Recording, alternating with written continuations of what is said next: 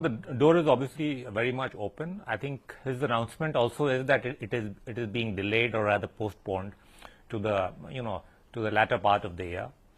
But I want to emphasize that we've been saying all along that this new EV policy the government of India announced, which involved concessional tariffs for limited volumes of imports by global EV manufacturers, linked to ironclad commitment by them to invest in India a minimum of $500 million and also meet very stiff localization targets of 25% by the third year and 50% by the fifth year.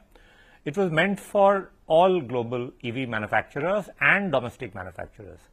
And even though much of the buzz has been around Tesla, you would have seen that other companies like VinFast has already announced its intent to sort of take advantage of this policy. While I don't want to mention some of the other companies who are interested, we are very confident that multiple companies will be taking advantage of this policy. At a broader level, I also want to say that in India, you will find that when it comes to two-wheelers and three-wheelers, the EV penetration is already picking up on its own. EV, we are already at one of the highest in the world, close to 50% for three-wheelers. For two-wheelers, we are already at about 10-12%.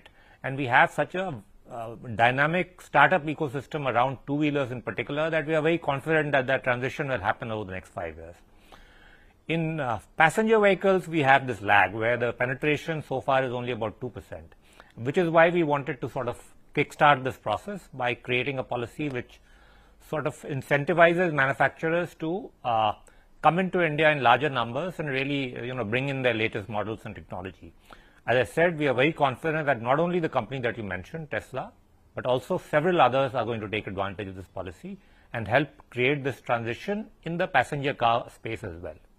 And Prime Minister Modi aims to have 30% EV usage by the end of this decade. That's a realistic target? I think overall, if you look at two-wheelers, three-wheelers and passenger cars together, it is quite realistic. For passenger cars, I would say, it would be more realistic to expect 15 to 20% by then. But overall, if you look at all types of vehicles, including our commercial vehicles among three-wheelers and two-wheelers, certainly we'll be hitting above 30%.